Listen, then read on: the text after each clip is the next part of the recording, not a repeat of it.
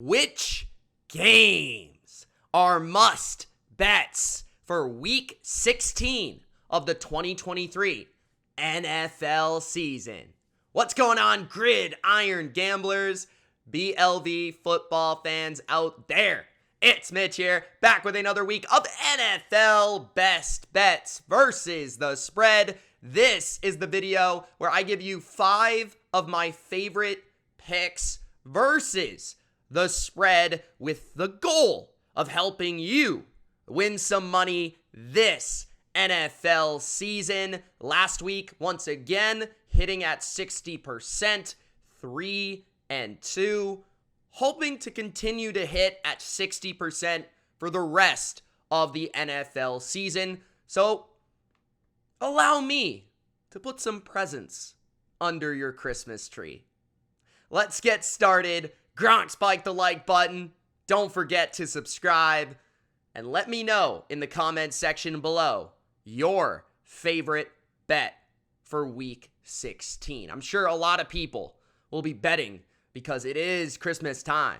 There is a lot of family function, a lot of people drinking, a lot of people having a good time. So I'm sure there's going to be a lot of betting this weekend. Allow me to help you pick the right games.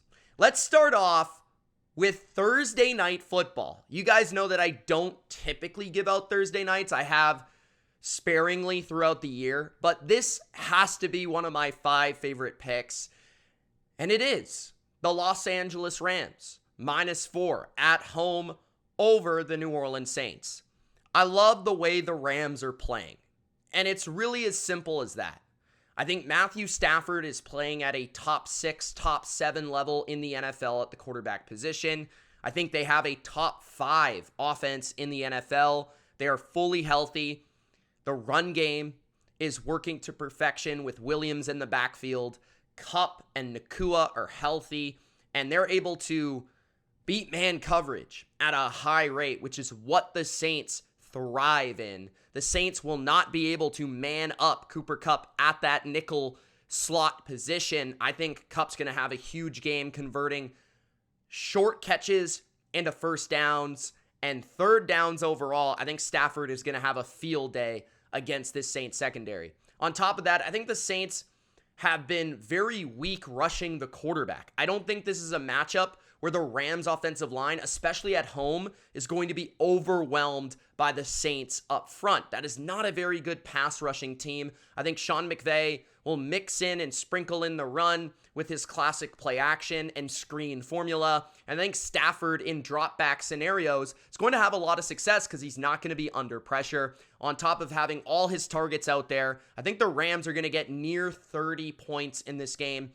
control the game through their offense, and get big chunk pass plays down the field. The Saints beat up on defense. The Saints missing Ryan Ramczyk on offense. And then you switch to that offensive side of the football where the Rams have been much better post-bye on defense. They did allow some points late in the game against the Commanders. They did have a tough game in Baltimore against Lamar Jackson, against an elite team, but they proved they could hang with an elite team. The Saints have been beating up on the Panthers. They've been beating up on the Giants, and they've not looked very impressive in either of those games. It's been a while since they played a team at the level, a quarterback at the level of Matthew Stafford. I just feel like the Rams, they know they need this game. Seattle beat the Eagles on Monday night shockingly, which hurts the Rams' ability to make the playoffs. So they need every single win they can get for the rest of the year. So Los Angeles, I think they're going to come out, and I think they're going to take this one and at least win by about a touchdown. I don't expect a complete blowout, but I don't think that the Saints offense and its dysfunction will be able to keep up with Matthew Stafford and Sean McVay. So give me the Rams -4 on Thursday Night Football. My second best bet for week number 16 is the Buffalo Bills -12. A lot of people out there are going to say, take the Chargers plus the points. Take the Chargers. It's a good spot for the Chargers. I'm sorry to tell you this, but when you have Easton Stick at quarterback, there is no good spot in NFL. There is just not one. Not Thursday, not Saturday, not Christmas, not Monday Night Football. It doesn't matter. Easton Stick is that bad. I don't think people realize how bad this guy is. He's terrible. Like, this is New York Jet level quarterback play. And you're getting it with the Chargers, who don't have a receiving core. Their receiving core is in shambles. Their offensive line is average. Their run game is pathetic. The Raider defense thoroughly dominated the Chargers offense when the game was actually competitive in the first half, right? The Chargers put up points in the second half when the game was already over and settled. And then on the other side, I get it. They gave up on Brandon Staley. The defense didn't try for their coach. But, I mean, the Chargers defense is not good anyways. They've been a bottom tier unit in the NFL. There's not going to be a home field advantage. If anything, there's going to be Bills Mafia fans in the stands. And this is going to be a stat game for Josh Allen. I don't see the Chargers slowing down Josh Allen, Stephon Diggs, and company. After he didn't even throw for 100 yards, you know the Bills are going to come back and want to put up 3-4 touchdowns for Josh Allen to help his MVP case. And then on the ground to close the game out, we just saw Buffalo really get their ground game going against the Chargers. These are the offenses they struggle against, the teams that can be balanced, that can run it, that can throw it. And this is the Buffalo Bills at this point. This is a dominant team. They're going to win even if they start slow by 2 touchdowns. So give me Buffalo minus 12. As long as it doesn't get to 13, I would bet anywhere around 11, 12 in this game because I think the Bills easily win this game by 13, 14 plus points. I just don't see the Chargers. They are the worst team in the NFL without Justin Herbert, in my opinion. I have them last in my power rankings. And as for the Bills, I have them second as the best team in the AFC right now. So, yeah, I like the Bills more than other people, and I dislike the Chargers more than other people. Therefore, the bet. Third best bet for week number 16. I'm going to take the Dallas Cowboys in a bounce back spot in Miami. I said it all along that the Bills would beat the Cowboys, and it wouldn't really make a lot of sense. It didn't really make a lot of sense to see James Cook run over Dallas. But I think people are going to fade Dallas because of what they saw in that game. And I'm here to warn you about that because I think that a lot of people look at Miami and their run game and Raheem Mostert and company and they say, well, they can run it if the Bills could run it. And I think the big dilemma and misunderstanding about Dallas is that in order to beat Dallas, you need to run at them. You can't run away from them horizontally. You need to run straight downhill. And Miami's run game is all about horizontal stretch, speed, timing, precision. They have a bunch of injuries on the offensive line, including the center, Connor Williams, who's out for the year. All of their offensive linemen are on the injury report or not showing up to practice. So that's one thing. It's hard to get coordinated in a run game to attack a team in the run game if your offensive line's injured and not at practice.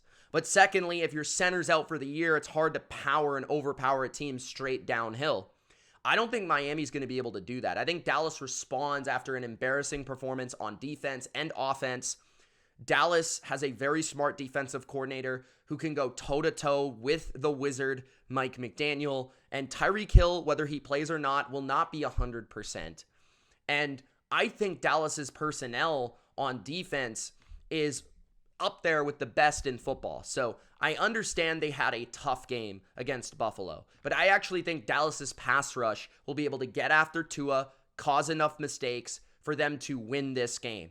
And we look at the other side. You're getting the better quarterback, in my opinion, the MVP candidate, Dak Prescott, with points in a bounce-back scenario where I think Dallas will stay balanced. I think they'll be able to move the ball. I think CeeDee Lamb's going to have like 8 to 10 catches. They're going to go over for 100 yards with CeeDee Lamb. I think they're going to run it a little bit just to keep the Dolphins on their toes. And if you look at Miami's competition, they've really not played anyone as of late. They looked back. They looked impressive against the putrid New York Jets.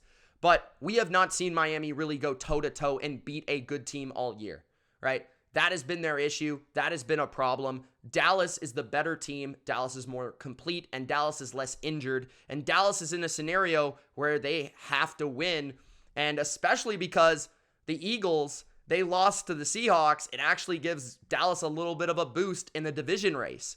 So I think Dak Prescott and the Cowboys, they bounce back. I think this will be a close game. But I'm willing to say that the Cowboys are going to go to Miami in a much more favorable environment than Buffalo, where it's cold, it's outdoors, it's a big game against a team that needs to win, right? This is a game that Miami, it matters, but not as much, right? It doesn't matter as much as it did to Buffalo, where Miami does play Baltimore. They play Buffalo. Those games really matter to them. This game does not matter. So they'll rest guys if they have to.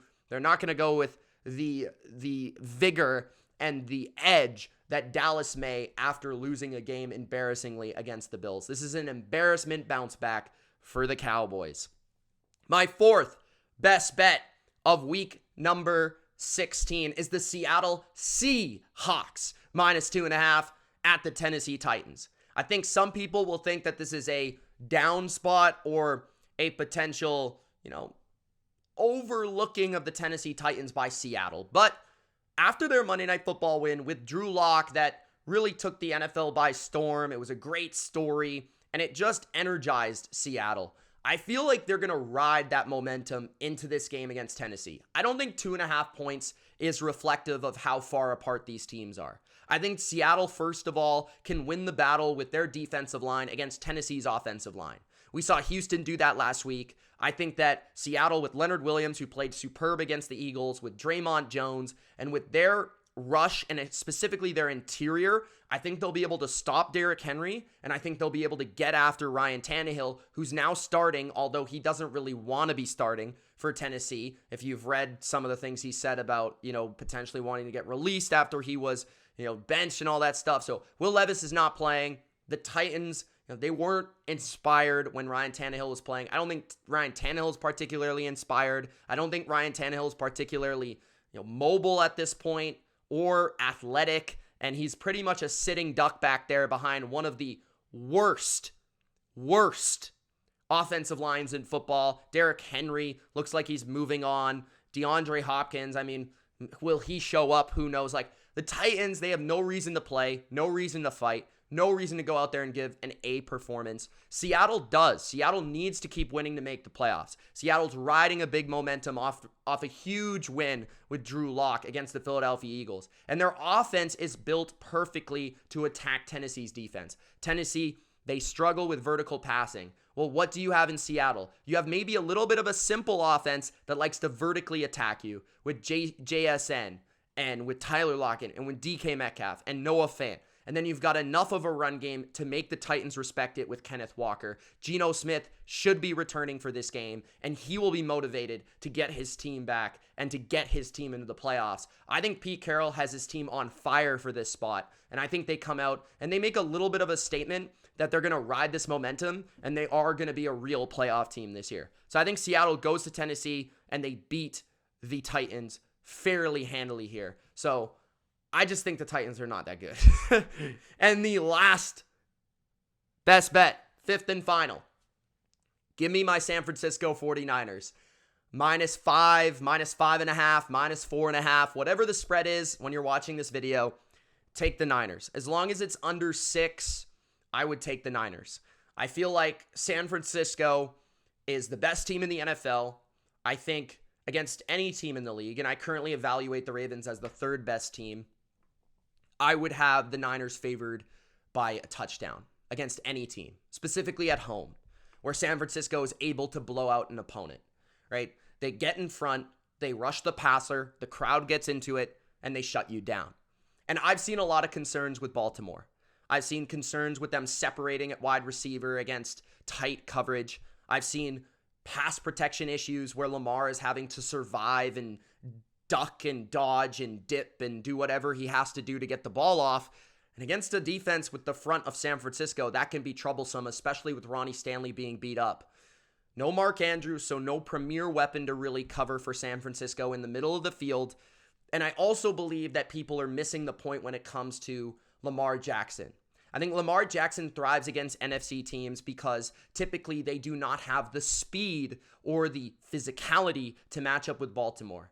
But that is what San Francisco's defense is built on: speed and physicality. Specifically, Fred Warner and Dre Greenlaw, who will be able to match Lamar moving sideline to sideline. And while Gus Edwards may find some success, if Javon Hargrave and Eric Armstead are back, I don't think the run defense is as big of an issue as people are going to make it out to be this week. So I think that the Niners defense comes to really play here, suffocates Lamar, and makes life really difficult on him. On the other side, I think Baltimore's defense is a little overrated. I've seen teams move the ball on them in the air, on the ground, specifically on the ground, where we're talking about potential MVP Christian McCaffrey and one of the best run games in the NFL and the best run game schemer in the NFL, Kyle Shanahan, taking on a susceptible run defense of the Baltimore Ravens. I think specifically at home, when you're able to rush the passer and run the ball, it allows you to cover spreads. I think that's what the Niners will do here. Their running game, led by McCaffrey, will open up play action, which will lead to big plays for the Niners and will lead to a double-digit victory in a primetime spot. So give me the Niners to win comfortably, and I think they will cover this spread. Thank you guys for watching my best bets for week number 16. If you enjoyed, Gronk, spike the like button, and don't forget to subscribe. Good luck with your wagers, Merry Christmas, and enjoy the games. Peace!